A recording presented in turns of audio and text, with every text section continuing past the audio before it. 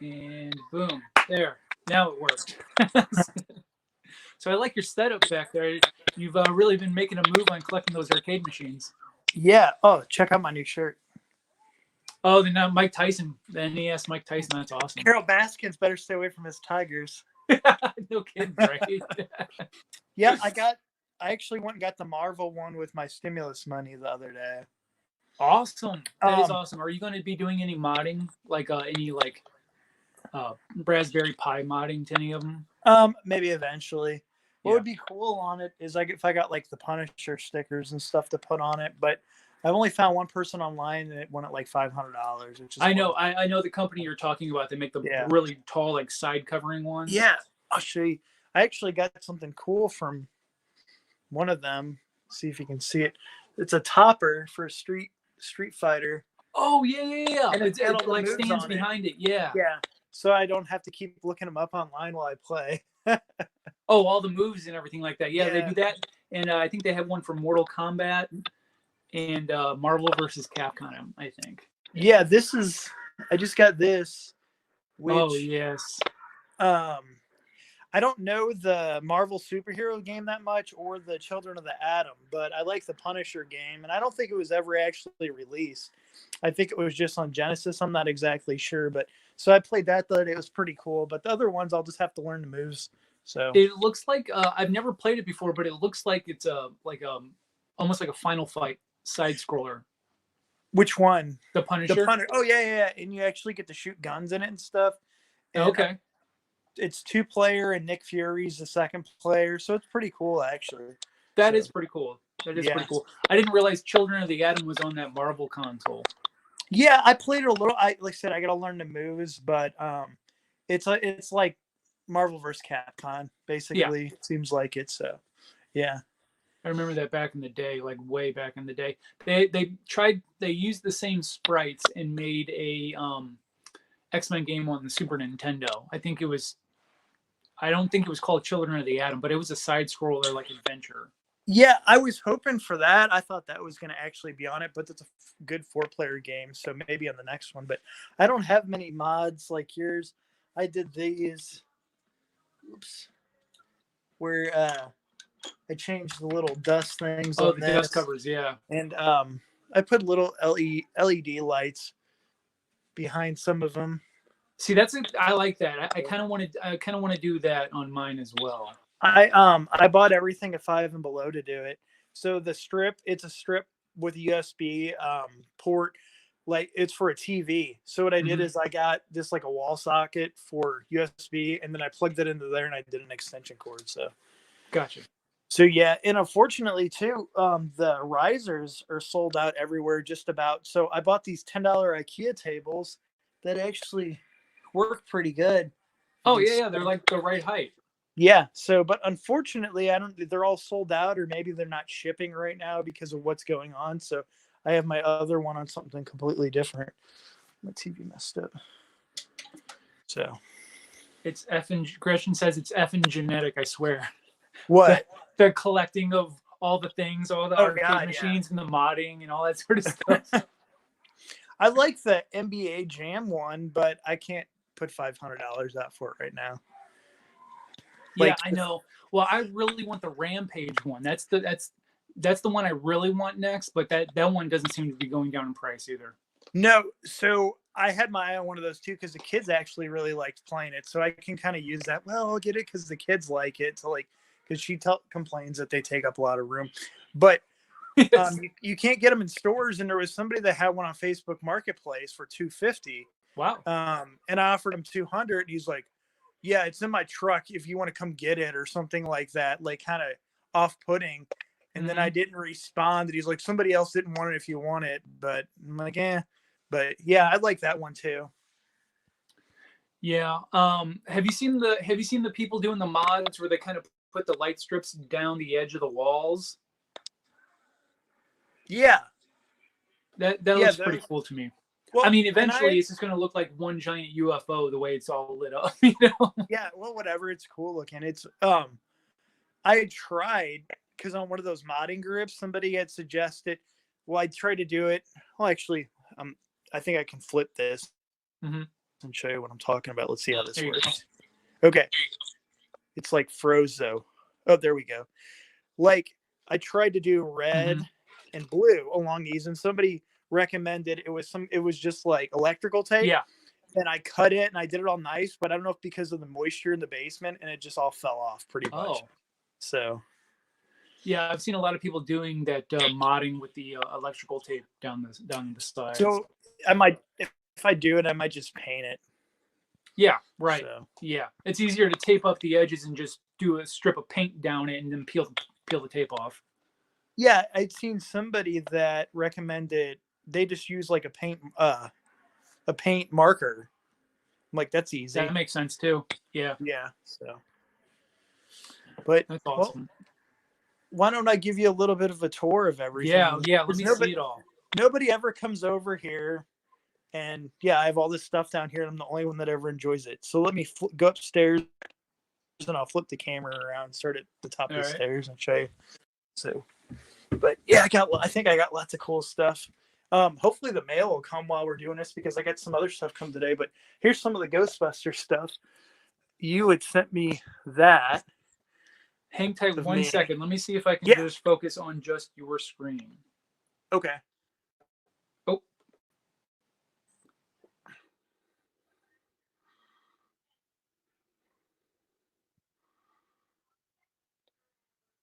Yeah, I see it, but I don't hear you.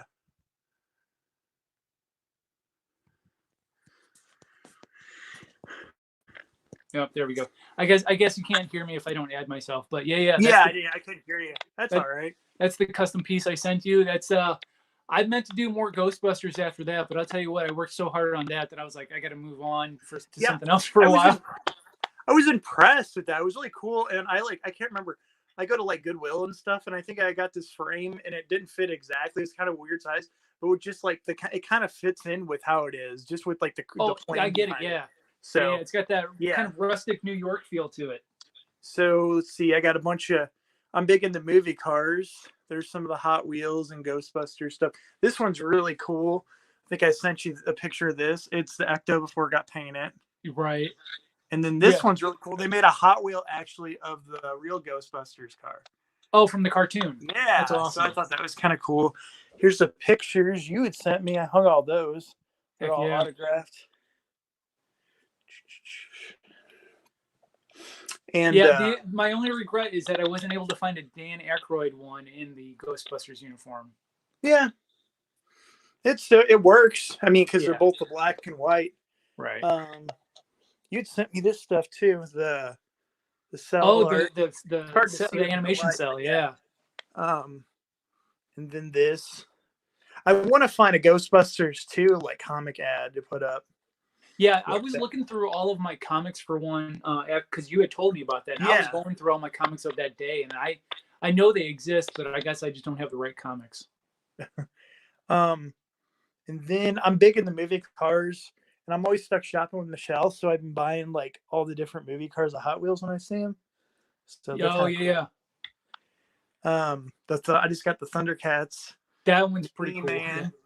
And then there's this wall. I didn't show you all this. You'd sent me this. This is the Joe Bob autograph. Oh, yeah.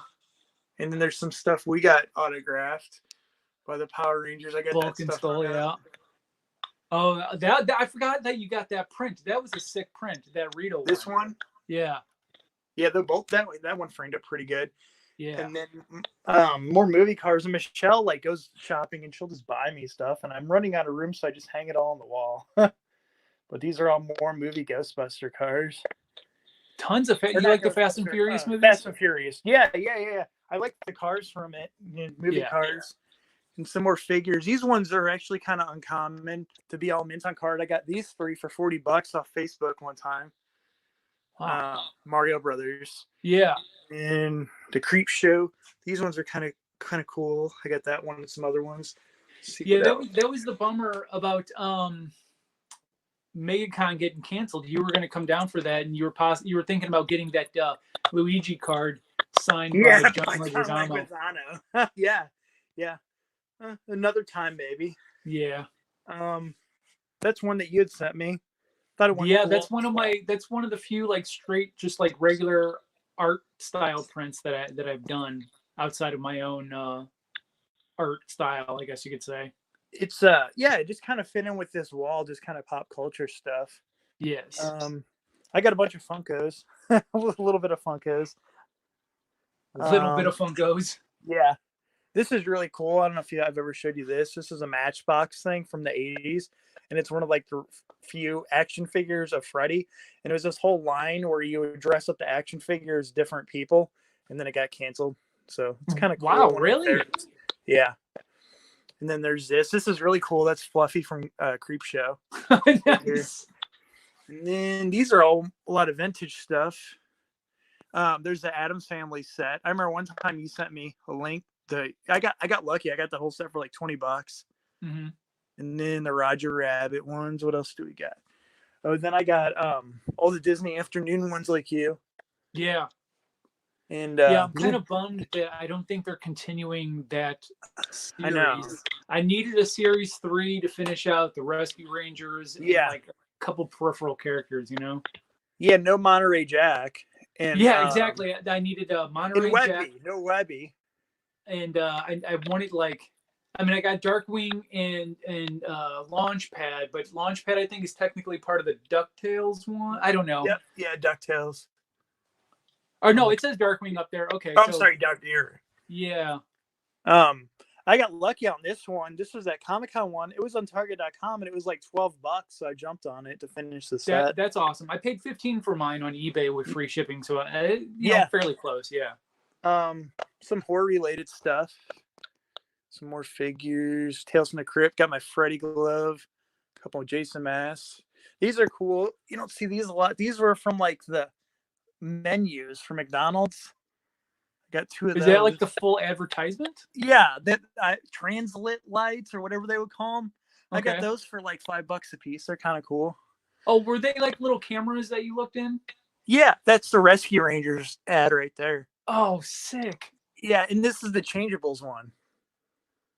So I remember those. Holy moly, yes. The Antique Mall, like forever ago. And then some of my newer stuff. Well, I got my whole little video store going on. Yeah, that's an awesome setup. And yeah, those are free.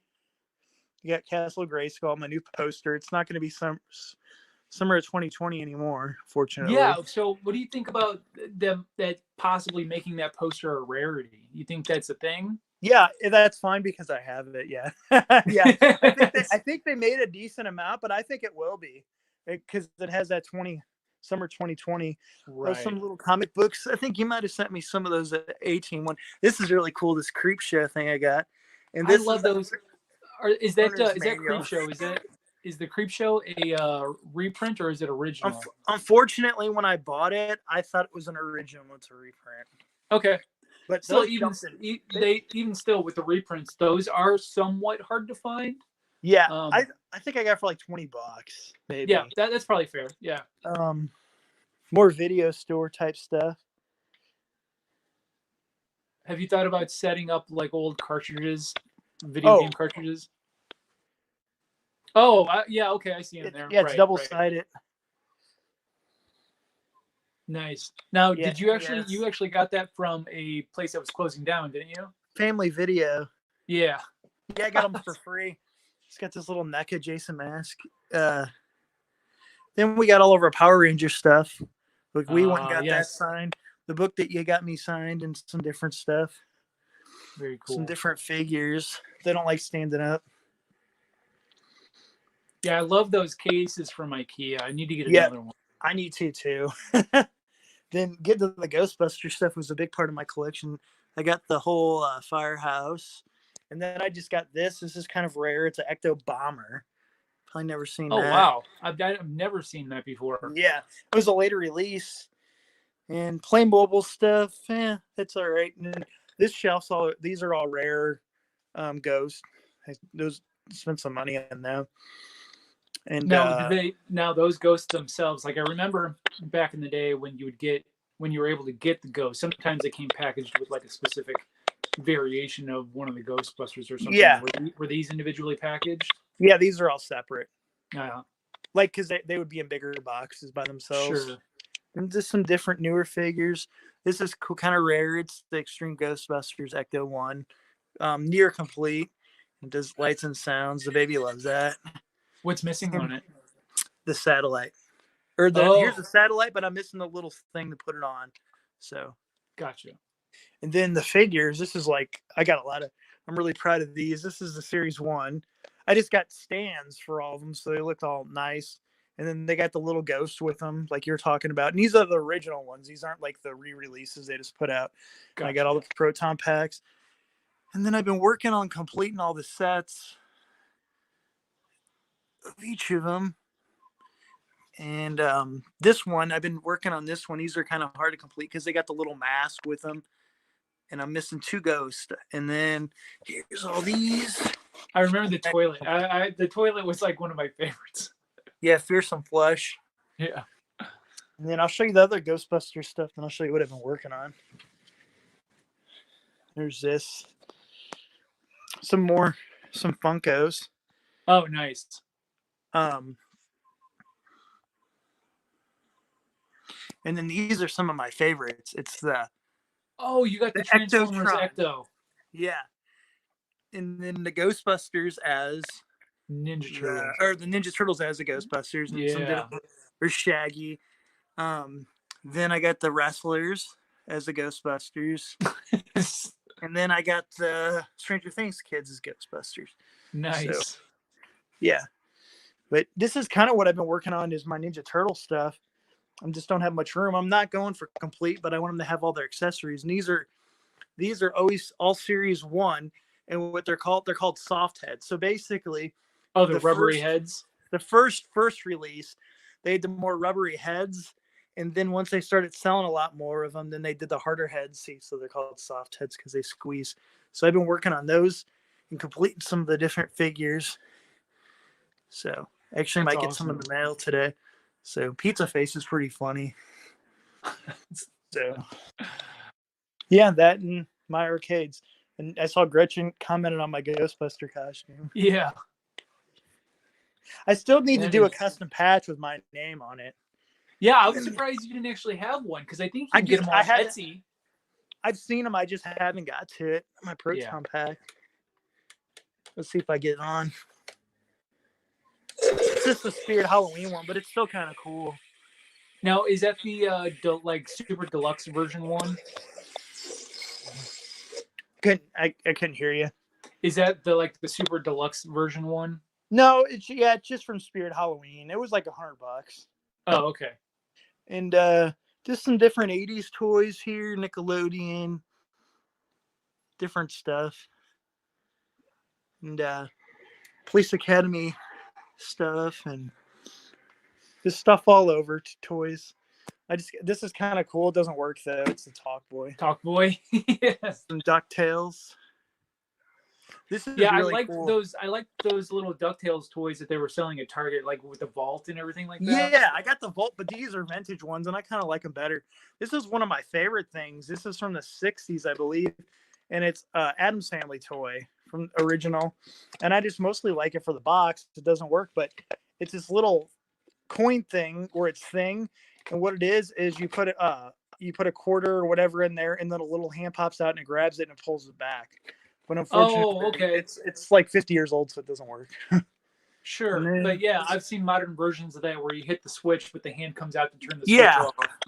And then more Power Rangers, and then this is cool too. It's a sign from Toys R Us and they closed. And then I got that too, Jeffrey. So all kinds of fun stuff. That's pretty cool. I like your whole setup. So that's basically your whole basement, right? It's half of it. And I have plans to make it bigger because I'm running out of room. Half of the stuff I have, I don't even have out. I have it in totes and stuff. Yeah. But with what's going on, I had somebody who was going to come build some walls, but that's kind of put off right now. So. Gotcha. Here, I'll move over here. Whew. So, yeah, this is where I hang out when I can. That's awesome. Yeah, so the room I'm in, you've been here, that you've slept in this room or whatever. It's become so disorganized with just trying to reorganize in general, that it's a complete mess right now. And so but what I need to do, I basically need to take everything off the walls so that I can reorganize and put some shelves up so that I can start like putting displays on the walls along with pictures, because I've got so much stuff like the Funkos. And I wanted to take like these statues over here that I know you've seen these guys before. Let me see if I can flip my camera.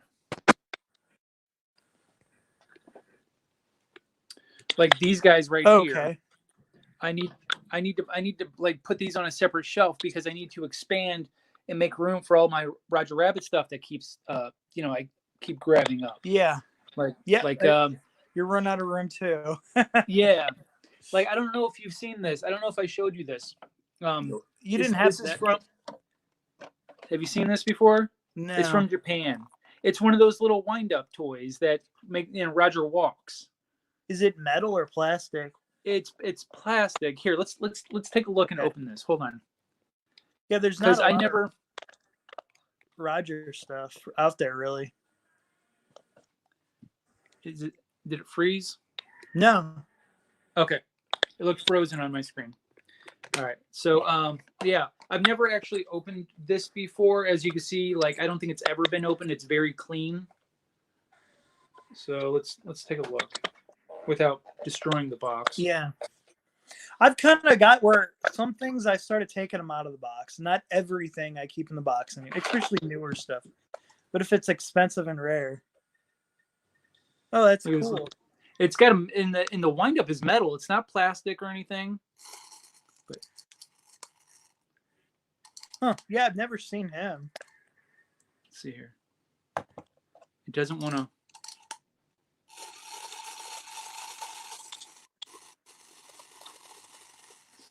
So that's interesting. It's. I think you really got to crank it to wind it up to really to get it. You don't want to break it. I don't want to break it. I don't want to break it.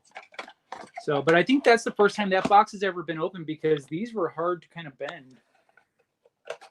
But as we do, back in the box it goes. Yeah. Awesome. And then, so I don't know if you had seen these. For a while, they were doing these commemorative envelopes. And so they were doing independent, like this is Jessica Rabbit on Independence Day. And then Easter. But it was these big stamps right here. Mm-hmm. And so it's the commemoration of the first release of these individual stamps. Was that through Disney or the post office? I think it's through the post office. This is 2012, so it wasn't that long ago, but I think it was all centered around Jessica Rabbit.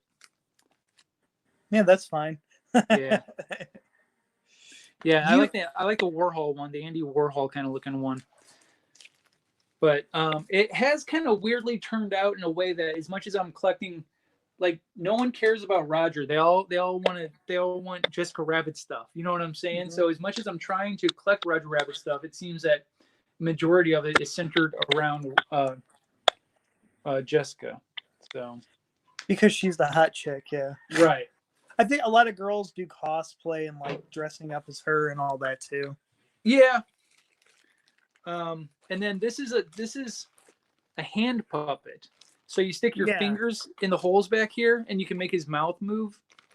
But that's never been opened either. That was also by Applause, who did the rubbery bendable figures. Yeah. The two different versions. Yeah. What was weird I had seen is, I guess on the Doctor Doom, the bad guy, he's got the vulture on the card with him. Yeah. And I guess that was written out of the movie or something.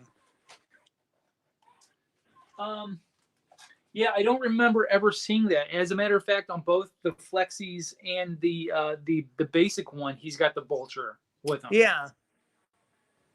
So I pull it out, but it's like I got things stacked on, you know what I'm saying? But here, yeah. Anyway, I know you've seen it, but just for the stream in general. There's Doom with his vulture. That's the Flexi bendy ones. And then you've got the regular action figure, and he's still got him down there as well. Didn't you get the Benny the Cab from like Japan or something? Or over like it's Oh yeah, it's from Italy. That's it. Everything's in Italian here. I'll show you real quick. I got mine, and it was in the box, but it fell apart, so mine's loose. But So yeah. So all the text is in Italian. those are pretty nostalgic for me. I remember when we were kids going to Children's Palace, and I remember seeing those on the shelves. And I don't think I ever actually got any of those ones, but I had some of the little figures. Most of the ones we had actually Roger. We have had the Venable Roger, didn't we? right. Yeah. Yeah, with the handcuff, right? Yeah. I think it was a little bit bigger, but most of these that I have, well, especially the Flexies, all have Toys R Us tags on them, like the price tags of $4.99. There was. I wish I paid $4.99 for them now. Yeah, true.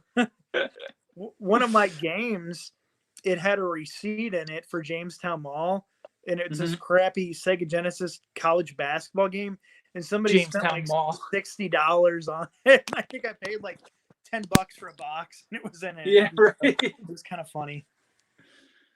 And then, of course, I've never showed this off on stream before, but then I've got my my cabinet with all my Power Ranger stuff, and I kind of, so that's kind of why I need another cabinet, because all of this up here is getting crowded, and I want to move this superhero stuff to a separate location. So, but I think I sent you some of this stuff, didn't I? Send you like? Yes, I have that in mind. Actually, yeah, I got that with the other McDonald's ones. It was just I zoomed through it, and then the little figures. The ones you got standing up, I got all those except for the Yellow Ranger. I got all those. Oh, okay. But yeah, gotcha. I got all those McDonald's stuff. I have all the little vehicles and stuff too. I not that long ago got these guys. These are cards, Fleer cards that came out in 1995, Fleer 95 Ultra, but they're pop-up cards. So they're all. Okay. Yeah, they're all unused, but they're like little standees, Yeah. But I haven't looked through those yet either. But, and I need to get the other coins. I need to get the Ninjetti coins. Okay, I'm looking at. I sold one of my sets. The set that we got, I sold. I have the Ninjetti. Is those ones you got me? Let me see. I'm pretty sure they are. Ooh. Yeah, I have the ones from the movie. Those are the ones that you sent me. Okay, gotcha.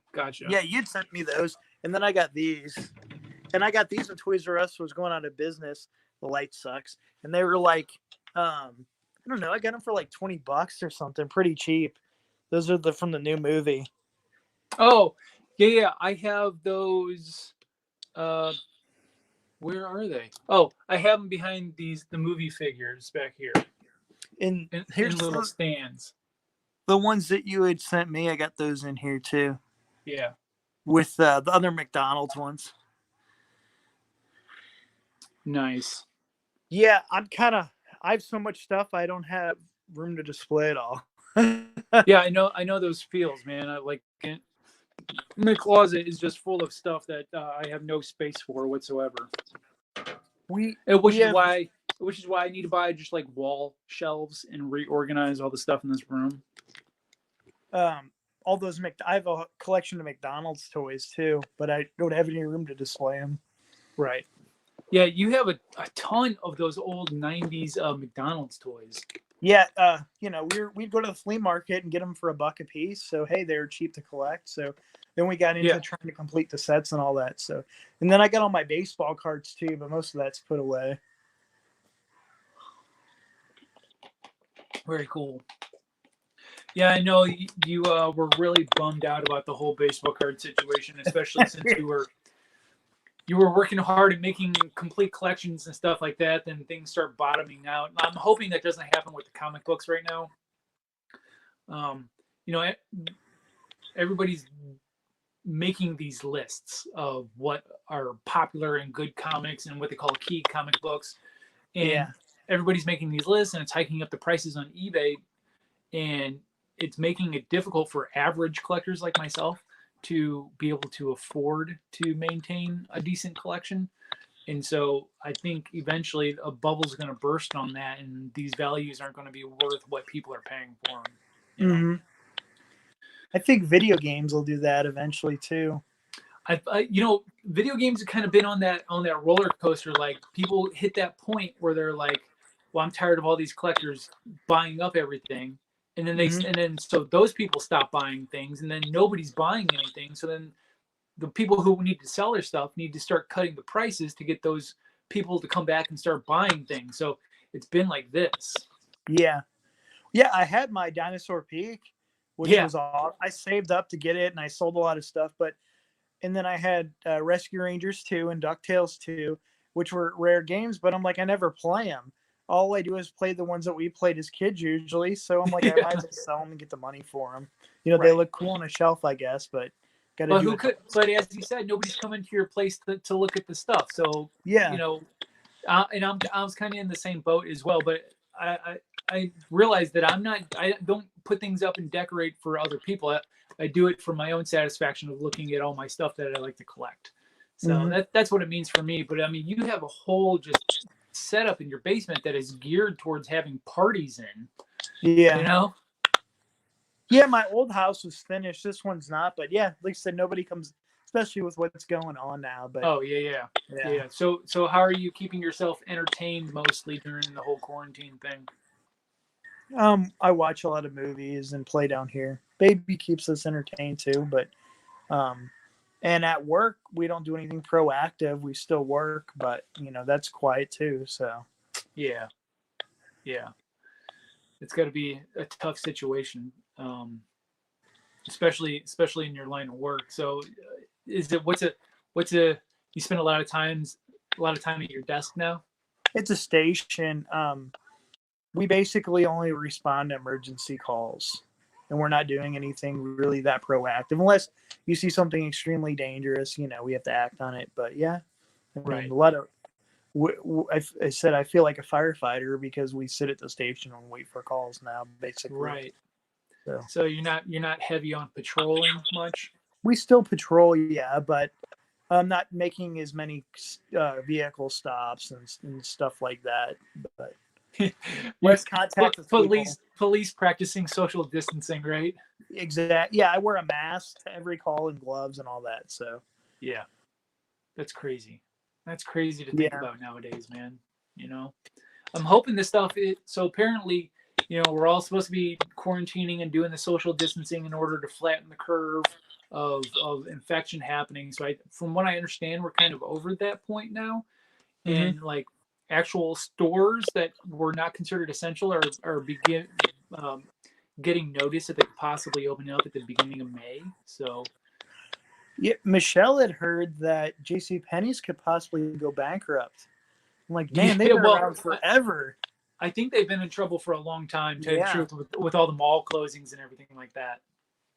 Because I don't know of any like freestanding J.C. Penney stores. No, they're all in either malls. We have some around here that are in plazas, but yeah, no freestanding really. Yeah, right. Yeah. So So um, I heard GameStop is finally going to be going out of business too. yeah, that's been on the cusp for a while too, I And I think. think, well, everyone has this strong disdain for GameStop and how they, really screw you over with your trade-in prices and stuff like that. And I just think that they've been hemorrhaging money so much that, um, they closed up like 150 stores at one point in time because they weren't considered essential, despite the fact that they tried to fight that. Mhm. They really lost a lot of money because I don't think anybody's going to GameStop.com and buying those same things. It's I mean, give it 10 years and everything will just be digital media, you Totally. I know. mean, that's how I'm getting my Unfortunately. games anymore. You know, Yeah. and with the new systems coming out, like PlayStation 5 is coming out, it's going to have like a terabyte hard drive on it. Yeah. And now that you can keep everything stored digitally as well, like my games that I would download digitally, if I don't want them on the system now, I can take them off the system, but they're still stored in my library, and I can re-download them anytime. So it's all on a cloud nowadays. Mm-hmm. You know, and that's how people are playing the vintage video games, is through emulators that they download online. Yeah, you know? yeah. That Xbox I have, and my buddy did one for you. It has like every NES, Sega. Right. I mean, it's not the same, but it's cool to play things like Little Samson or something like that. You know. Yeah, the stuff that you would typically never be able to get your hands on anyway. Yeah. You know? Yeah. Dinosaur, you know, like you're talking about Dinosaur Peak. That was a luck out situation for you. You know, you scored one. Yeah, I sold most of my Sega Genesis collection to get it. So yeah, well, but just so I could say I had it. Sure, exactly. That's like when I had that New Mutants '98, the first appearance of Deadpool. I got my hands on it. I found it at that shop for literally $4. Turned around and sold it for a couple $100 because, hey, I don't really care about Deadpool. Everyone's hype on Deadpool. I like the movies. The movies are fun, but I don't read the comics or anything like that. So I'm like, I don't really care that I have this. But the fact that I can say I had this book, you know. Yeah, I get it. Yeah. Yeah, I had a Gretzky rookie at one time, and I sold that, and some different things like that too. Yeah, just to have it. Mm-hmm. Yeah. Other than that, I don't have much going on besides what you have seen on the other streams. Like the other room, I gutted basically to turn into a green screen room. I can pop over there real quick. Gretchen's room. No, the one across the hall here. See, I still got the stuff on the walls, but you know, I got everything mostly set yeah, up. it takes up a lot of room, I guess. It takes up a lot of room. That's where we usually film our videos. But like this is at the closet right here. So, you know, you only have, and as I point out, the room is only like 10 feet long. You know what I'm saying? So there's not a whole room, a lot of space to really put things up on the walls, but I still have things that I love that I just need to reorganize and put somewhere. Mm-hmm. So, you know, my Mandalorian Funkos, actually, I just got a couple more over here. I got the original Mando Funko that I wish I had grabbed when it first came out, because it got sold out fast and just like skyrocketed in price. But I got this one for just above original price. You know, I think I paid like $16 for it as opposed to like 10 that it was at the time. But at one point in time, these were like $35 a piece. Yeah, they're popular. And they only came out like last year. And then I've got this gold Jango Fett. It was a Walmart exclusive. And then a couple more from the actual show. Covert Mandalorian, which I like the costume design on this. This is kind of a strange pull, though, because I don't think this one was like heavily featured in the show, really. And then they make Funkos of everything now. They do. And then this one here, the Death Watch one. This is the one that saved the Mando when he was a kid. But I can't tell with the lighting, but he's got like a little Death Watch logo on his arm. But that was like blue. That was like almost like a warring villainous tribe of Mandalorians at the time. So, and he made like what, a 30-second appearance in the show. So I still think you should totally do the Wayne's World thing with his green screen. Oh yeah, I told Gretchen about that. You know, we actually forgot about it, but yeah, that would be just a funny skit to throw up somewhere. We're in Delaware. We're okay. Oh, unfortunately, I'm not like. I think on one of your streams the other day, one of the things I got for your birthday, I think you already got, which I thought you would. I'm not going to say which thing because I could be wrong when you're going through your comics the other day. So you might have a double of something. Oh, okay. That's okay. Trust me. I have, if it's a comic or whatever, I have doubles of a lot of things. So, I'm trying to think of what it could be, but I don't know. Yeah, it was something a little off the wall, and I'm like, he ain't gonna have this. And I'm like, oh well, that was one of those things because you have like her, she'll try to go like, oh, do you have this or buy me something? I already have it, or I've Mhm. already seen it, because I'm always looking. So you're kind of the same boat. Another, I got you a different comic that I know you don't have. It's kind of off the Okay. wall. I don't think it's cool. Nice. So, and Excellent. then I got your two Funkos too. Oh, the Megazord and the Negaduck. Yeah, I got those too. I get Negaduck and Negatron mixed up. I got to remember that's Negatron. Yeah, he's in the yellow and red, I think. Yeah. So the guy that sold me the Negaduck and then flaked on me. I found Yeah, him online and I harassed him because I got a couple Facebook accounts. So he blocked me on one, so I went to the other one just to give him trouble for just being a piece of crap. Not even he never even acknowledged me. Like he never wrote me back or anything like that when I messaged him.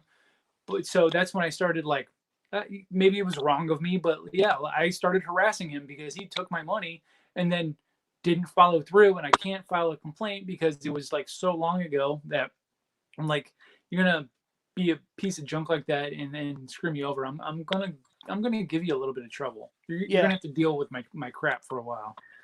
But I gave up. It is what it is. yeah. I have people blocked on eBay, like they can't bid on my items. Yeah. Yeah, yeah. I have a blocked buyers list because people like, oh well, I bid it on this and I decided I don't want it anymore. Well, you want it, you're wasting my time. Thank you, stuff like that. Or they'll let you return anything. Like I had somebody that bought my item and somebody else's and then got a better deal on a different one, so they wanted to return mine. And eBay lets them do it. So Yeah. a little frustrating. Yeah, that is frustrating. I had a Captain America comic that I had listed on eBay one time, and I know how to sell comics on eBay. I do it all the time. I flip comics all the time, so I know what pictures to take and how to light the comic and make sure everything is seen. Especially when it comes to the covers and the corners and the interior pages and stuff like that. And this one guy bought this comic from me um, for like dirt cheap, basically, compared to what it was originally listing for, and then insisted on a refund and sent me back a crappier copy than the one that I had sold him. Yeah, So I had to file a complaint, and I think he got kicked off because I could provide proof of my before photos that I had posted with and what yeah, I had gotten back. So I think he got banned or whatever. But um, people got to learn that you can't do that and expect to get away with it. Like since I already had like pre photos to begin with. yeah. I had a fight with somebody. It was that first appearance of Gambit, which was like a $50-$60 book. And after 2 months, the guy messaged me, "Oh, there's other the it's not as high grade as I thought it would be, so I want to return it." I'm like, "You've had it this long?" And he's like, "Well, I took it and I went to get it pressed, and they told me that it wasn't going to be that high of a grade, so I want to return it." And I'm like, "You got to be joking me! You bought it, it's yours, It's and if That's you've had it for also this long, and if you get it pressed, you've messed with it. It's right. different. You know what I mean?" So Yeah. Yeah, that's also a problem with collectors as well. Like I CGC my comics that especially if I want to keep them at the grade that they're in. I want to make sure that they stay that way forever. Now I have a Mhm. lot of stuff that isn't you know pristine grade. Like this is a 9.0, but I'm happy with that. You know what I'm saying? Because Yeah, that's my comic. So a lot of people are only taking like high grade comics and pressing them, or if they're high grade, you don't even need to press them, and then just like expecting the fact that because they came out in 9.8 that you're going to pay like 5 times the cover price of what it's worth, which is just I think is stupid to begin with. You should get your money back. It costs like $20 to get them graded. Okay, so if you yeah, take a $4 comic, spend $20 to get it graded, you know, it, yeah, maybe you want to get uh, at least your $25 back, but maybe you want to sell it for $40 because because you did do the legwork or whatever. But it's a brand new comic that's probably not even a key comic at the time. You got it graded at a 9.8, and now you want to turn around and sell it for $100 because of what? And the public. So CGC keeps a census of all of the comics that have been graded. Like if you take that first appearance of Punisher, that Spider-Man comic, right? The was Mhm. it Punisher or Spider-Man 121 or something like Yeah, that? what's the yellow It, cover? Yeah. yeah. If you can look that up online if you are a member of CGC and see how many people have graded that comic. Now, obviously, a comic that old and CGC not really being that popular for a long time, a lot more are getting graded now, but a lot of those are getting graded at like a 7.0 or like an 8.0, which is fine. But it's also averaging out the price that that comic is going to go for. Now, if you have one of the rare ones that are up top that are like let's say a 9.8 or something like Yeah, that, geez. that's going to go for an astronomical price. You know, actually, I can show you. I can show you how this works. So I'm gonna turn off my Turtles volume really quick. okay, There's actually there's a Honus Wagner baseball card that's graded, and yeah, it was owned by Wayne Gretzky. So it's known as the Gretzky Honus Wagner card. So like no other Honus Wagner card, you know what I mean? So it's high value because Gretzky owned it and it's graded. I got you. Okay, so hold on. Let me share my screen here. Turn this off too.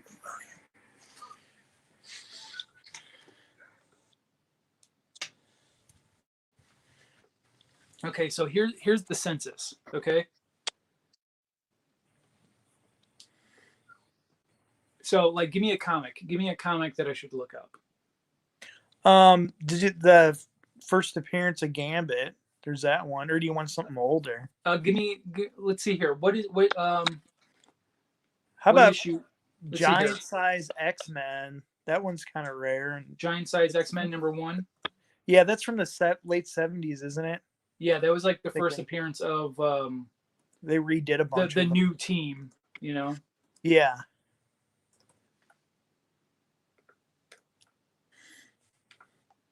All right. So giant size X-Men #1. Let's see here. Let's not look for an issue. Let's just see if giant sized X-Men pops up.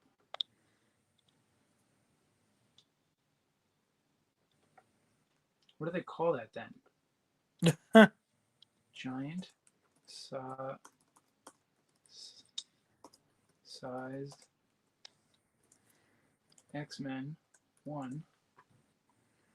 Oh, I think there's a dash in there. Giant dash sized. Giant size X-Men. No. You You're can't not tell me finding- that. Thought that's what it was called. Yeah, let me look up just giant sized and see. Title. Giant sized. Nothing. No comments Weird. match the search terms you entered. All right, let's try something else. What was the issue with the first appearance of Gambit? Let's see here. First appearance of Gambit. I know the cover. Uncanny X-Men Annual 14. Okay, so we'll look up X-Men. Oh, I think that was the first cameo one. Oh, okay, let's see here. That's not the first full appearance one.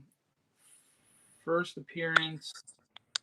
Oh yeah, it does say cameo. Let's see. Yeah, I might actually still have that one. It's Uncanny X-Men 266. So let me look that up. Uncanny X-Men 266. All right, here we go.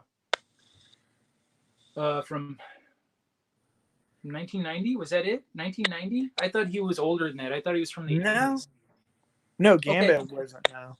So look at this, dude. Okay, 9.8. Let me see if I can. I can't zoom in, but anyway, here's the near mint 9.8 right here, right? 2,888 of those have been graded at 9.8. Well, that's actually seems like a decent amount. Yeah, it is. It is a decent amount. Yeah. That's a lot. That's Because it's a lot. 90s one. I guess it's old, but it's not that old. 13,800 copies of these have been graded. You know what I'm Jeez, saying? there's a lot out there. Yeah. Everybody's getting them graded nowadays. And then they're wanting the astronomical value. Let's look on eBay and see. Let's see here, eBay. Let's see what a uncanny. That's like a $20 one ungraded. I want to say. No, it's actually been going up quite a lot. Oh, it has. I might Yeah, have. I said I might still have one of those. If I see the cover, I'll know if I do or not. So 9.8 looks like it's selling now for. So you got the $227. It's up to. Is that the same one though? Is that because I thought that was Yeah, August 19. Okay. Yeah, August 1990. This one's $100. It's selling. It's got 8 bids. It'll sell tomorrow. $200 for 28 bids. So it's look at this. 9 bids. 9 bids. Why 8 days left and it's already at $450. There could be somebody bidding on their own stuff. That's true.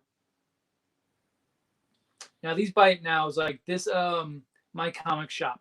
I buy a lot of stuff from My Comic Shop a lot of times, but they are a reseller, or they are a consignment is what they are. So they got to get their money on top of selling other people's comics. So a lot of times these graded comics, they sell them for like stupid astronomical prices. Like they got it listed here $855. You know, nobody's buying that, especially when you go down to these selling ones. This one's at 101. That's a 9.6 though. It says 9.6. Maybe if you press it, you can get a 9.8. But let's see here. Let's see what it's going for ungraded though. That's the one. I think I got like $60-$70 for mine. Yeah. So it looks like $60 or so. Well, this one, very fine near mint. That's like a buy it now or best offer. That was something I just wanted to buy to say I had. Yeah. Yeah. So everybody's getting their stuff pressed now or graded now, and then they're still consistently wanting, the highest value possible, which it doesn't make sense. Yeah. Well, I don't understand if you're going to list it and you look at before I'll sell something and I want to have an idea of what I'm going to get for it and if it's a good time to sell it, and you see the price of what everybody else is selling, why are you going to ask double? Like, why are you even wasting your time listing an item? Yours isn't that special. Somebody's going to pay double for yours. Right. You want to you want to always, if you're going to guarantee that it's going to sell, you're always going to want to be like undercutting the other people. There we go. Hey, hello, Poor Mike. How you doing, buddy? Poor Mike is a fellow comic collector as well. He doing? He's listening, but painting his room. Good luck with that, dude. But Poor Mike, what do you if you're still listening, Mike? What do you think about the whole CGC grading thing, like just dragging down the collectability of things? You take all the good stuff that people want to get their hands on, and you get it graded so that you can obviously make your profit, and that's great, but don't gouge prices, especially when 2,000 other people already have the same copy you have. It doesn't make it that rare anymore. Well, I've seen that with cards a little bit. Older one where it'll say, in Beckett or whatever, like, oh, this card's worth mint condition $100. And then in like, crappy condition, like $40. Then people have one in crappy condition and they ask $100 for it. And I'm like, no. That is a common thing that I've come across. I belong to a couple comic book groups on Facebook, and a lot of them will be, offering up trades or good deals. I'll trade you this really cool comic if you have this really cool comic. All usually things that are within comparability of collectability. You know what I'm saying? Mm-hmm. And then you get the people on, and to be fair, it's typically, from what I've seen, it's old men who don't know what they have. They have a dusty box of comics that their kid collected in 1995, and they assume that because now they're like, 25 years old that they have to be vintage and they have to be worth just $1,000 when it's all just a bunch of like Valiant comics and things you can get in the 50-cent bins today. You know what I'm saying? Yeah. So people look these up online and they, you know, as you know, they do the eBay pricing and they find, oh, well, this book at one point in time ever sold for $10. So I bet you I could get $10 for it Yeah. when it's such a common book that people are getting it for $1, you know. So and that's the same thing with the Beckett's. People don't know how to read the Beckett's. You know, they don't know how to read the listings of starting out at the best price and working its way down. Mm-hmm. Yeah, people do that a lot with the different action figures and toys where, you know, a loose figures, it could be like $3 to $5 for one of the Ghostbusters and Ninja Turtles. But what makes them worth that higher amount is you have all the little accessories and little pieces. Of course, so yes, exactly. This is a $20. I see this figure selling for $20 to $30. Well, mine's by itself, and it looks like the dog did something to it, chewed on it or whatever. I want that amount. You know, it's really worth $2. You know. Yes, exactly. Yeah. Poor Mike says, I would only slab my books that are personal to me, but I wouldn't buy any slabs. That's fair. But I'm fortunate enough to live 20 minutes away from the CGC where I could go and get my books slabbed, you know, not have to pay all that shipping. Well, now I can't even pick them up anymore. Now, before even the quarantine thing happened, you couldn't pick up your books anymore. You had to have them shipped to you, which it's because they're getting overwhelmed. He also goes, however, it's too expensive for me to slab. Plus, I'm a reader. That's fair. If you don't have the availability, like I am super lucky, I can go on a lunch break and drive down there and drop off my books. And it's, you know, granted, you got to pay for the shipping back, but the way it works out, the more books you get slabbed, the less technically you pay for a book to get shipped back, because they incrementally price them. That, you know, it's like 1 through 10 books is this much, and then 10 through 16 books is this much, and then, you know, it's like, so if you're going to slab 11 books, you might as well slab 16 so that you can still, you're going to be paying the same amount of shipping regardless, you know. But yeah, if I only get stuff graded that I want to get graded for myself, just like, you know, the He-Man I pointed out, or as I showed on stream the other day, this Bone #1 that I got, you know, I was there to get that signature. So I wasn't able to get a signature series. I wasn't able to get the gold label or whatever. And it's only at a 9.0, but still, this means something to me because I was there to get it graded. You know, I'm not going to resell this. This is for me. Yeah. Now, I will admit that there are books that I have got graded that I have on eBay. Let's see here.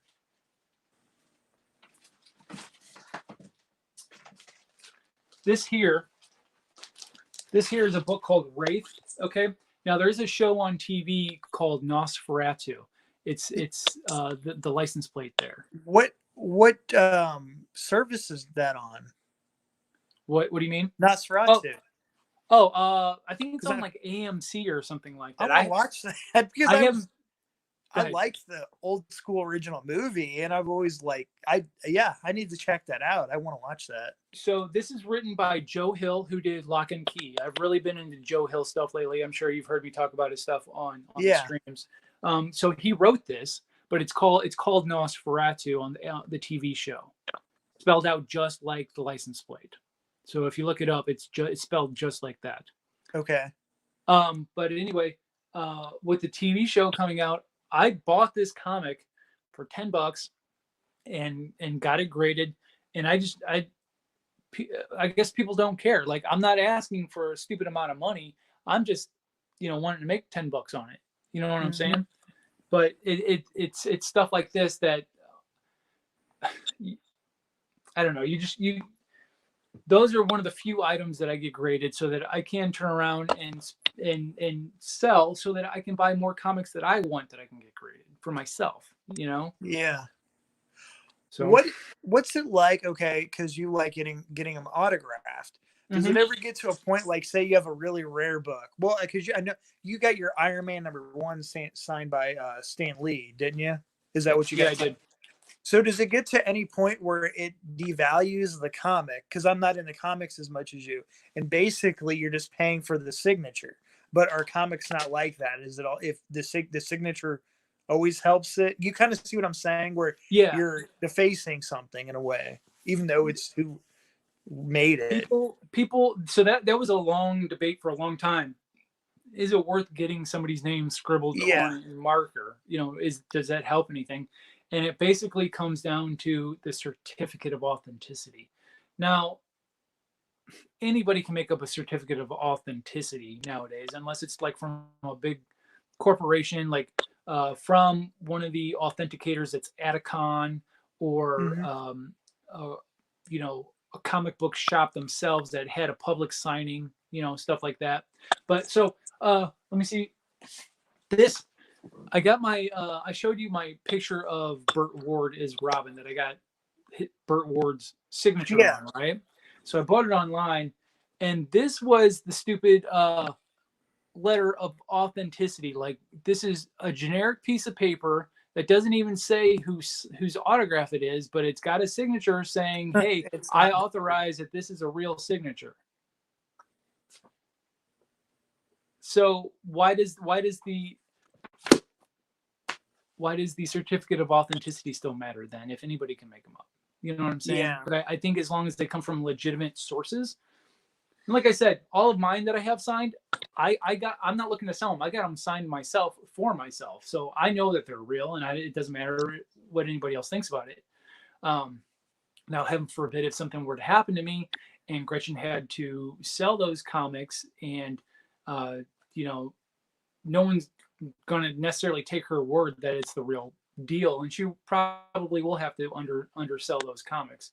But for Mhm. me, from my collectible standpoint, it works for me. That's all that matters. But I guess if it comes in the world of reselling, you're not going to resell those books without a certificate of authenticity for less than cover, or for more than cover price. Well, and when they grade them, don't they authenticate the signature too? So If that's you the don't only have thing one. about getting them graded. So there's a grading company down here in St. Petersburg called CBCS. Um, let's see here. Nice, man. Tim Drake is my favorite Robin. What did we what did we talk about? Tim. You talked about Burt Ward. Oh, Burt Ward. Yes, gotcha. Yeah, yeah. Yeah, so there's a company in St. Petersburg called CBCS, which is basically the competition with CGC. And they will do, for a premium price of like $30 a comic, they will authenticate the signature, okay, without you having any sort of certification. But CGC won't do that. They won't give you that specific label unless they witnessed this signature at a convention. Okay. So I have some MLB signed stuff that it was cool. It was the All-Star game here, and the guy signed it was Harmon Killebrew. He's deceased now, but he signed it. As soon as he signed it, he handed it to this guy from MLB, and then he authenticated. He put a sticker on it, and he wrote it in the book, which is kind there of you go. cool. That was like Well, so 10 years ago, but still, it's cataloged somewhere, yeah. technically official. Yeah. So that's another thing when it comes to like the stickers that they might put on like the casing that the card is in, or something like that, or on Mm-hmm. the card itself. Maybe, I don't know if that defaces it. Um, as long as that stuff is trackable, then yeah, that it pretty much counts as the same thing. So, um, like we did those BAM box unboxings, Yeah. and a lot of the signatures on those will have a little signature that says BAM, and it's got like a little numbering underneath it on the sticker itself. And you can go on their website, and I guess they have a person that basically curates the autographs, like goes to the conventions and has a private signing to get it all done, so that they can keep track of the signatures, so that they can kind of also authenticate that the signatures happened. Okay. Yeah. It's more true. More to show that it's authentic than yeah. Yeah. As opposed to this trashy little piece of paper that I got that, Yeah, I have one that I have it's a Mark McGwire autograph rookie card, and it's just like some little piece of paper like that it's from like some card store in California. And I'm like, I mean, it could be real, but I don't know. Yeah, Well, you know. yeah. Well, with the card store being from California, I would believe. I don't know. Maybe I'm a sucker like that. Like I would believe, when he had his time with the Athletics, you Yeah, know, that maybe he did a little private signing when he was still a rookie somewhere, something like that. So I don't know. yeah, yeah, I whatever. think if all the pieces fall together and it makes sense, I'm happy with it.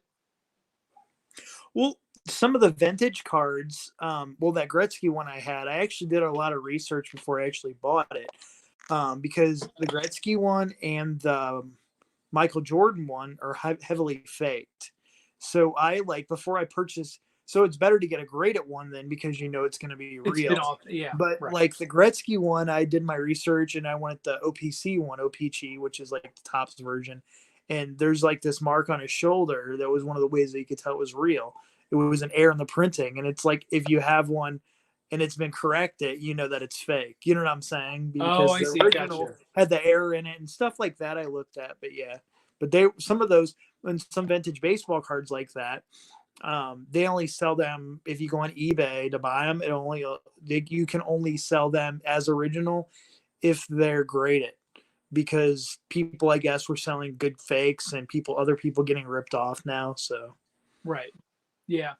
That also kind of made me wonder as well because now Marvel is doing what they call facsimile copies, which is basically an exact reprint of the original comic when it came out, including all the old ads and the little coupon clip outs oh you could wow, do and stuff like that, like yeah, exact copy of the original comic.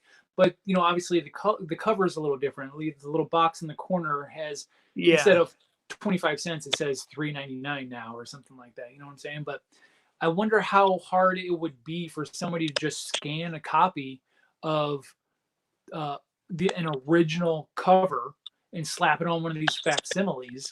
And it'd be hard to tell. Yeah. Unless I don't have any I can grab right now. But if there would, oh, I do have one. Hang tight, real quick, okay?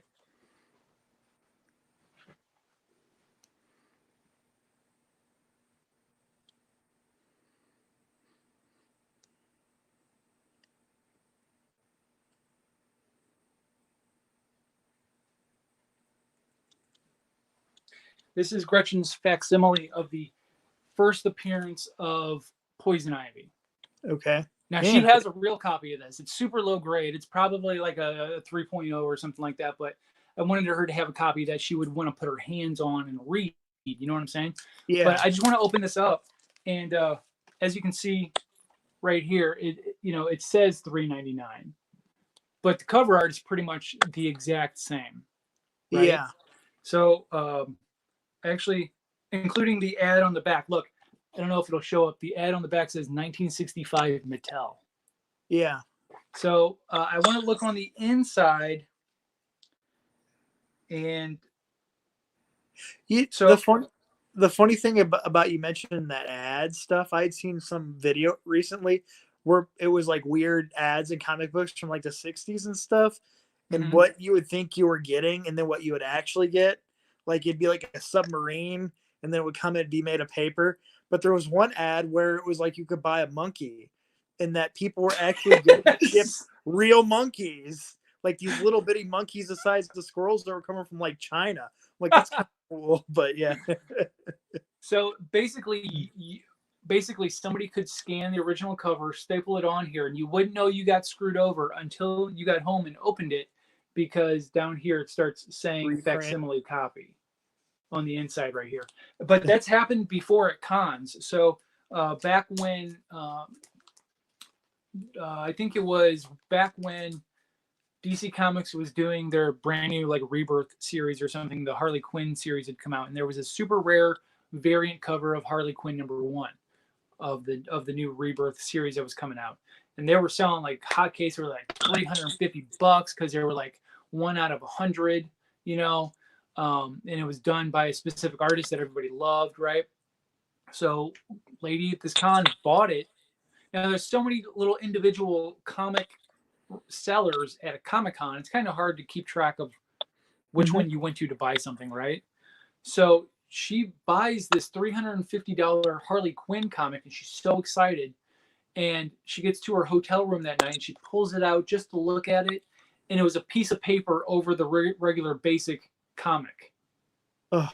But she had no idea. She couldn't remember who she went and bought it from because she paid cash, didn't get a receipt, just got her change, and she went on. So she had nobody to go back to figure out who she's supposed to get her money from. So she literally bought a $5 comic for $350. It was just like a cover paper on the front of it.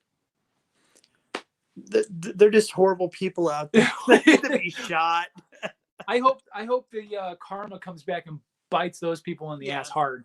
I hope that they're one of the comic shops that goes out of business because of the cutoff that's happening right now. Just trash. Yeah. But that has always stuck with me. Always being afraid. And when these facsimile comics started coming out, I'm like, if it's too good to be true, it probably is. Yeah. If you see one for a super, super low price, like this here, Gretchen's copy is like, her real copy, like I said, it's probably a 3.0. So it still at that point in time, it's probably still worth $100 at a 3.0. Now, if it was like it's one of those things just so you have one. She's not going to be probably one that, she's not going to spend $500 on one, Correct. It's in good shape, but yeah. Yeah. And so, if you see a regular copy, like a decent copy, let's say like a 7.0, that you're looking at $1,000 plus for that comic. And then, so if you see one that's a 7.0 and they want like $200 for it, then you should start questioning what's going on there. Well, that makes me think of the fake Funkos all over eBay, where it's like, oh, this is $100 one. Then it's like, oh, it's $20. Oh, ships directly from China. Yes. I'm like, we're to the point, like I want to get a missing chunk from the Goonies, which is like a $50, $60 one, I think, or was. I don't know if it was now. But I'm looking through, I'm like, I don't want to get a fake one though. Like I'd have to buy it from somebody that I know it's real, The other ones I got was somebody that was a big collector's collection that he sold off. So I would guess that, those are probably real. But yeah, you get the fake stuff all over. Or there's fake figures too and all that stuff. Absolutely. I actually have a couple of fake like Boba Fett figures. So Star Wars releases this series of action figures called the Black Series, which is supposed to be kind of high-end quality, like articulate figures, if you will. Yeah, I've heard of those. Yeah, and so I bought a couple off of Wish for like $10 a piece. Now, one of them is the regular Boba Fett, and then there's another one that's like black, is like all white, which is considered the prototype Boba Fett. And I bought them both for $10, but they go for like $50 a piece. But I'm like, I just want one to throw up on my shelf. I don't want one, Yeah, you're not going to resell it and rip. I'm not going to resell it. Yeah, yeah, I'm definitely not going to resell it. It's one of those, because I paid dirt cheap for it. I could take it out of the box, throw the box away because I don't care. The box isn't real. I'm guessing, and just something to sit up on my shelf and collect dust that I want to look at because I have all the Mandalorian stuff. You know what I'm saying? I started collecting all the Mandalorian stuff before all this Mandalorian stuff was cool. Yeah.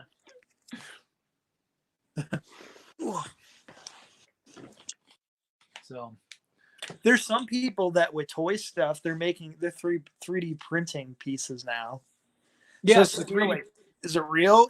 But I mean, the people that are true to it, you can tell, they'll say, or they'll do it different colors and all that. But in a way, it is kind of cool because if I can't afford to buy, I have a replica, something I wouldn't normally buy, but I'm not trying to resell and rip somebody off, like you said. Right. Passes are original. Yeah. So like the Megazord that you got me, the almost complete Megazord, there was still a few things missing, like I think the teeth with the saber tooth or something like that, and you can go on eBay and you can look for them, but it's those small pieces that cost. I don't want to pay $25 for exactly for a couple little teeth that no one's going to notice are actually missing to begin with unless I point it out, right?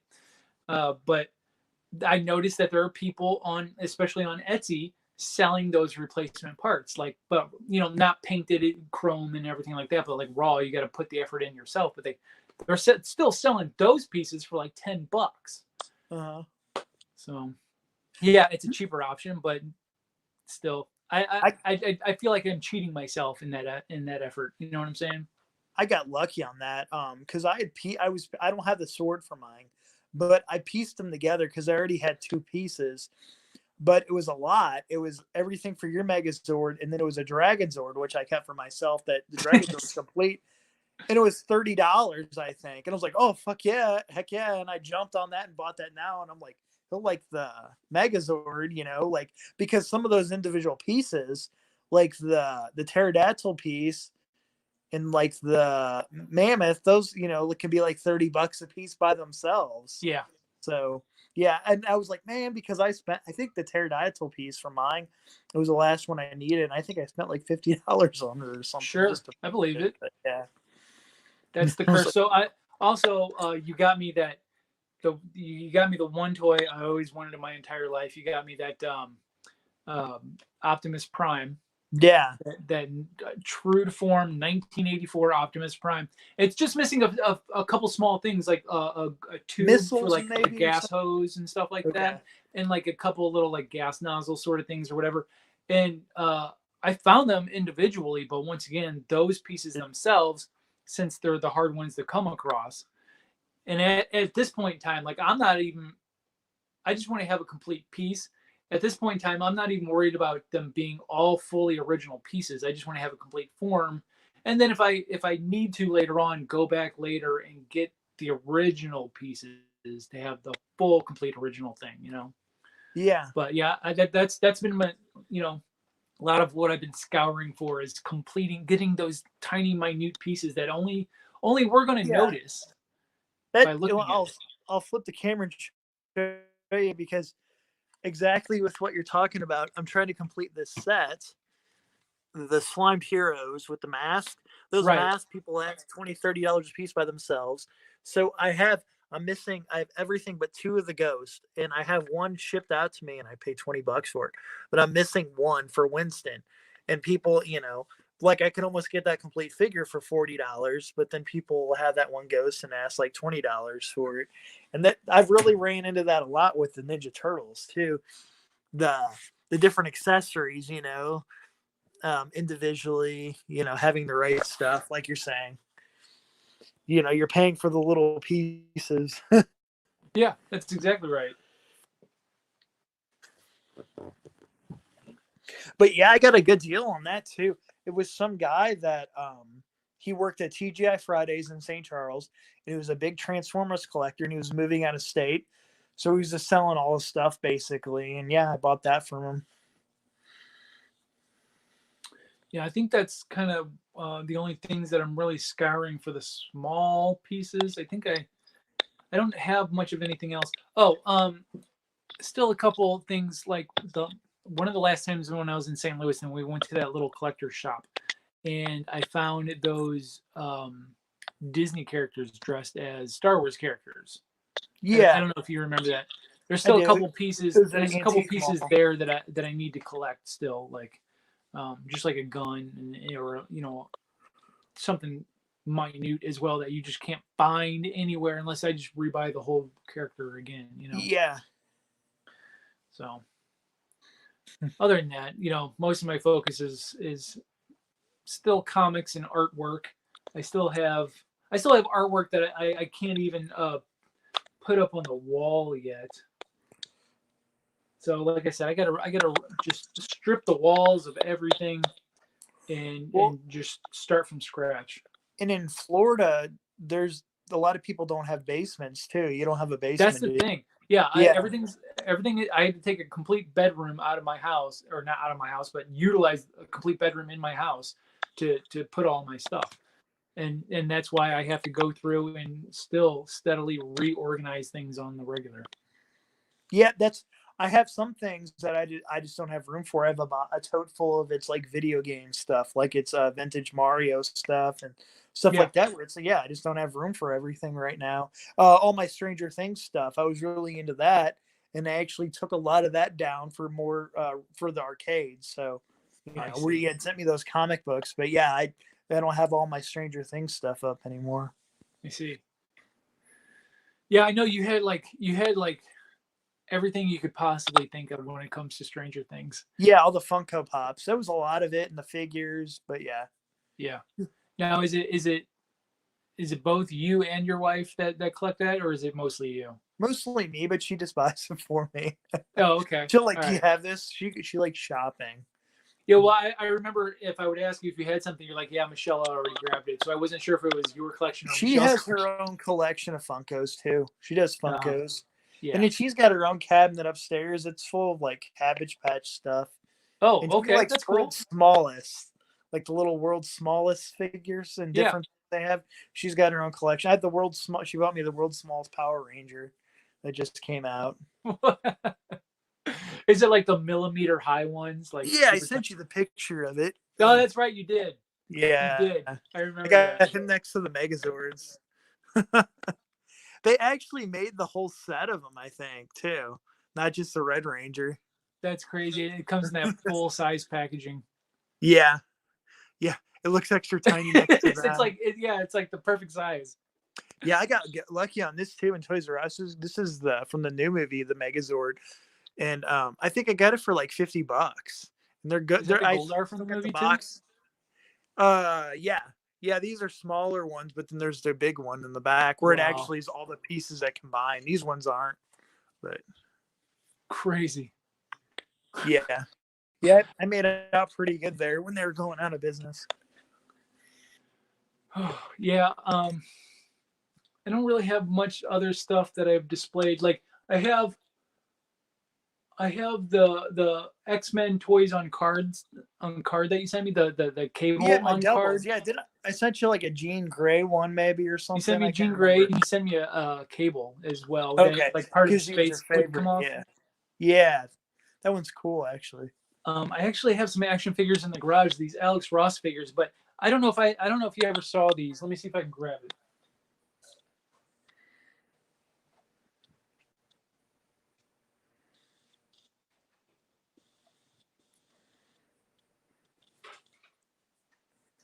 Hold on. I had to get my stepping stool. Let me see here.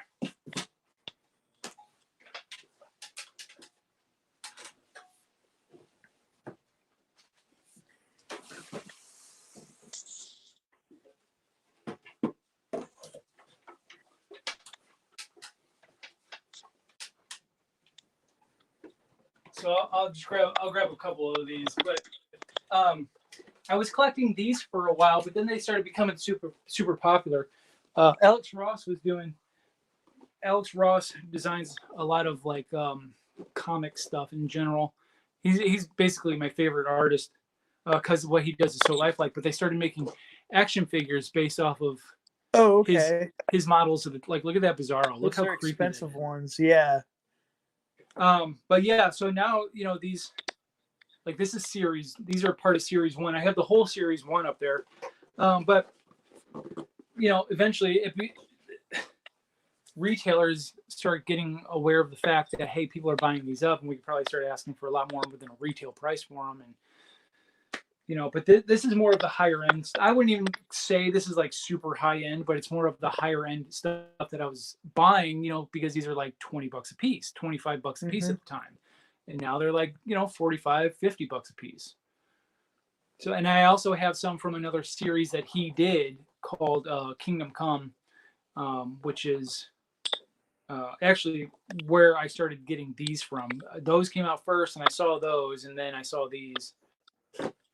But anyway, didn't you buy a Mego Green Arrow when you were in town? It's in my display case. Yeah, I remember that. That was cool.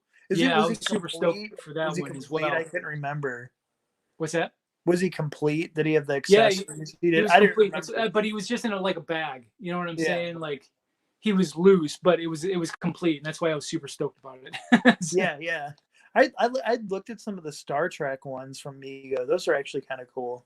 Yeah, actually, all of the lineups of those were really cool, especially if you could still get them to like stand up on their own and stuff like that. I don't know if I showed you these. Speaking of Mego, these are they're like Megos.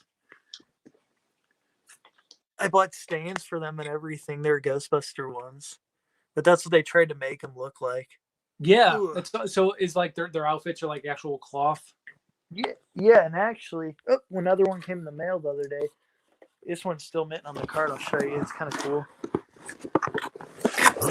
Whoa. was a Comic-Con one. I got it for like $5, but yeah, they're kind of Oh cool. yeah, so that's made by the same company that does the signed Adam West action figure that I have.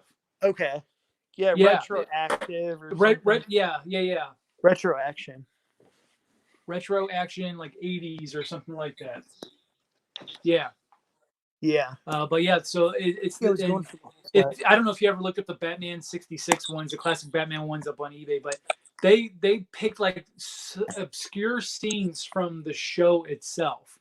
Like the one time Joker was dressed up as a doctor or something like that and made a toy out of it. And you know, they really went crazy with those. A lot of Chase variants when it comes to from that company making action figures. Like if you were to look up the Ghostbusters ones, I bet you they have a bunch of different variants. Yeah, they have the green ones. They need to make, what was the ant on was it Aunt, it wasn't Aunt May, Aunt B, I can't, you know who I'm talking about? The how she lived with Bruce and Dick. Oh yeah, The ant. Aunt May was no, not Aunt May.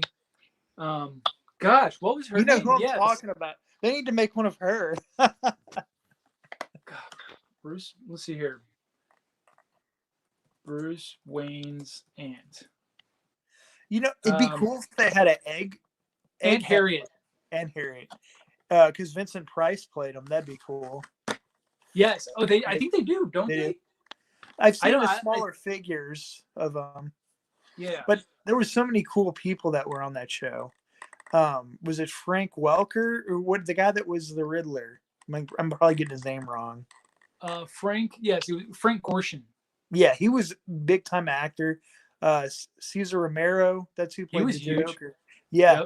Yep. Who played King Tut too? Somebody bigger name played King Tut too. He was in the MASH TV show. I remember that. Yeah. Let's see here. Hold on. Batman, Egghead. Well, Egghead was Vincent Price. Action figure. Wait. Oh yeah. Hold on. Let me show you.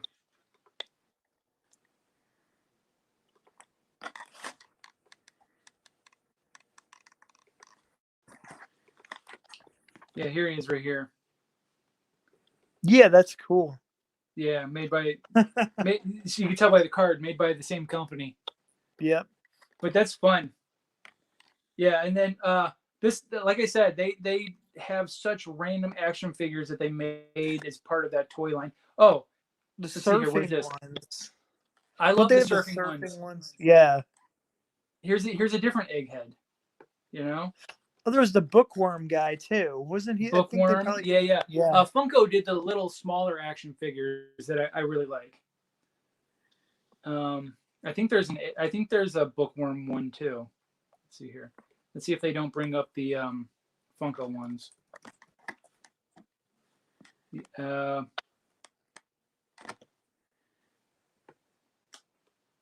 Yeah, here he is, right here. Oh, they did the Three Stooges like this too. They're kind of pricey though, I think. You know, if you can find them for around $20-$25 a piece, you're doing well. This one's $30, but you know, I don't know that a lot of people are going to pay $30 for a Bookworm action figure unless they're trying to complete the collection. Yeah, but that's funny.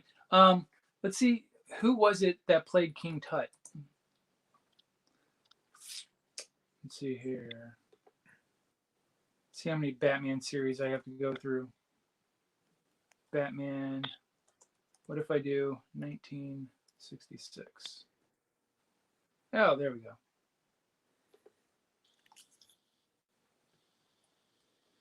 Let's see here. 120 episodes. It doesn't seem like there was that many episodes. I've season 1. Right. It took a while for those to come out too. There was some kind of rights. Victor Buono. Actually, his profile picture is him as King Tut. Yeah, there was somebody else that was a big time name that I had seen recently that was on that. I was surprised. I thought it was him, but no, I don't really know him. They did a lot of cameo appearances. Remember when they were climbing up the wall? And they had people popping out the window? The Ted Cassidy Lurch did one of those. I think.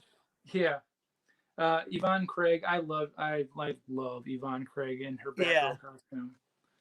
There was Julie Newmar. She was known for being Catwoman. Burgess Meredith was the Penguin. Yeah. I love I've Burgess read Meredith. those. Those are my favorite episodes of the Twilight Zone, are the ones with Burgess Meredith in them. And then you got Vincent Price. Ann Baxter sounds familiar. The one with Bruce Lee and the Green Hornet with the Oh, crossover, yeah. that was pretty cool. That crossover, right. Eartha Kitt, she was known for being, the Black Catwoman. I don't know of any, unless they're like cameo appearances. I don't know of any other like real, unless they're like one-off episodes or something like that. You know what I'm saying? Yeah. I don't see Oh, any it was real... cool. Speaking of that Batman, so when Michelle and I visited Los Angeles, it was a Warner Brothers backlot, and we did a tour, yes. and so the things that we were impressed by, nobody else cared about. You could tell by like our age, like they're like, oh, this is the alley from Gremlins at the beginning of the movie when he goes and he buys the Mogwai. We're like, and then it was the pet store from Pee Wee Herman. Where you carried out the snakes? We saw that, but it was really cool too. It was the steps that Batman and Robin would run up for the city hall? City Hall. Yeah, we're like, oh, that's cool. And they're like, oh, this was used for like Charmed or one of those other teeny type shows, which we didn't care about. But I was like, oh, I wish I could run up those stairs and like get my picture. That would have been cool. That's pretty cool. Yeah. That is pretty cool. Yeah, I always wanted to do those backlot tours like that. They used to do them here at Universal Studios, but then they got rid of kind of all of the backlot stuff you would want to go look at. They used to have the Psycho House here as well. I know that they got one out there in California, but they used to have one here as well.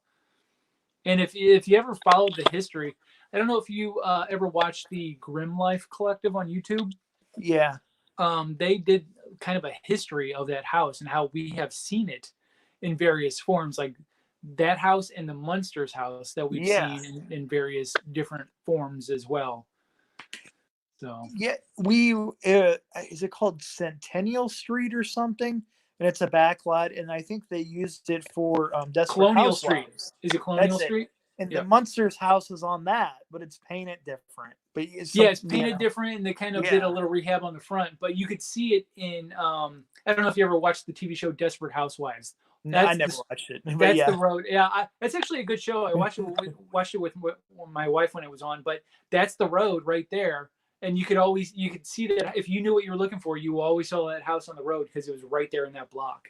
Well, I think that there was a debate about the original Psycho house too. I don't know if I've seen the video on Grim Life, but I think James Cinemassacre covered something about that too. That different pieces have been moved and this and that. So right, it was like the peak of the house is always a little bit different or something like that. Yeah, the porch was slightly different or something. Yeah. I think. I mean, as far as the original is concerned, I'm sure it's like way gone. I'm sure it's long gone. But it's like that courthouse that is in Back to the Future. Like that building is still there. Yeah. But the building doesn't look like that anymore. Like it's not that courthouse. But if I saw somebody do a backlot tour of that place when it was that courthouse looks different now. But if you go behind the front of the courthouse, it's like just a big facade on the front. You can see the pillars of the real courthouse behind it that was in Back to the Future. You know what I'm saying? It's just got like a new overlay over the top of it or something. But yeah, when we did that tour, we got to like walk in some of them, and they were saying basically it looked like a storefront, and they would like burn it down or do whatever, and then they have to like repair it back to what it was. And there were some of the buildings where they looked like houses on a street, where people are using them as offices too. Yes, yeah. There was like cars, like real cars parked in front of them because they were functioning offices for the Warner Brothers situation. Yeah. The one that was casting meetings and stuff like that go on in those places. Yeah, too. It had like the reserved spots with people's names on it. We saw that with the actors. But the one thing was interesting. It was like, the one office LeBron James, the basketball player, they said that he had purchased that building to have his own office there. So when he retires, he wants to make movies or something like that. Interesting. And then the Full House, the exterior of the Full House, we saw that too. Oh, I didn't know that was there. Yeah. That's funny. Yeah, I don't know. It was just one of the outsides, Yeah. looks like the one when they do the shot of it. So Interesting. That's pretty cool. I had no idea. yeah. Yeah. One of these days out. We have friends in California that we want to go see that we just we know that we have to spend probably a solid 2 weeks in California to see all of our friends that we want to see and do all the things that we want to do. It was funny. We wanted to go to, it's not Whataburger. It's the big burger place that it's really good. They have there. They had it in Vegas too. The name's escaping me. But so Michelle and I wanted to go there again before we went to the airport. And she's like, oh, let's go to this one. And I think it was like Inglewood or like Compton or something. And I'm like, you don't want to go there? And yeah. She's like, oh, it's fine. I'm like, haven't you ever watched or have you ever listened to any rap songs? Like, I think it was Inglewood maybe. And it wasn't bad, but like all that, I'm like, that's what rappers rap about. It's enough to put a scare in you and keep you on your edge a little bit. Yeah. Oh, geez, now it's going to kill me. I can't think of it. It's not Whataburger. It's something else. But yeah, their burgers are pretty good. Let's see here. You said it's a popular burger chain? Yeah. Popular burger. Not Shake Shack. You said you were in Vegas? No, you were in California. Yeah, and they have it in Vegas too, but we don't have it in St. Louis. In-N-Out? That's it. Yeah. In-N-Out. Yeah, it was like, I don't know if we should stop that one. But it was yes. Yeah. Yeah. Well, I think that's about it. I think. Yeah. This was fun. We should do this more often. We should come up with topics and just sit here and shoot the breeze and talk about random things. Yeah, it's nice to have some adult interaction other than being at work. Because I'm like, I told her, I'm like, I got both arcades, and I'm like, I want to have some people over and play, but nobody wants to leave their house right now. So I'm thinking about when quarantine is over, having a Ninja Turtles competition with some friends. There you go. What's the competition gonna be? Okay, so here's how the competition works. It depends on how many people want to join as well, right? Mm-hmm. So it has to work on either a level of 4 players or 8 players. 4 players per game, if you will. Okay. And then I put all 4 turtles' names in a hat, and whoever wants to play one game pulls their name out, and that's the character that they play. Okay. And then if other people want to play the other game, they have to do the same thing, and that's the character that they play. So it basically comes out to you get, I think I would start them out with like 4 lives, and however many kills you get at 4 lives, between the 2 games, like that person will be the best Leonardo, or that person will be the best Donatello, and so forth and so on. You know what I'm saying? Just a reason to have a barbecue and you could make it like every time somebody dies, they have to take a drink. Oh, that's pretty good. That's pretty good.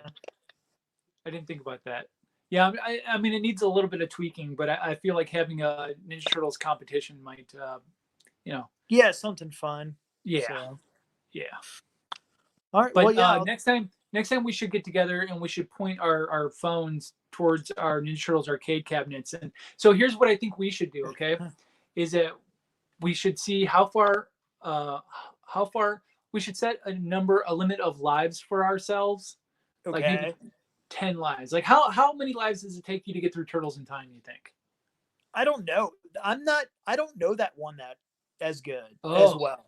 The original, I never played Turtles in Time in the arcade as a kid. Either did I.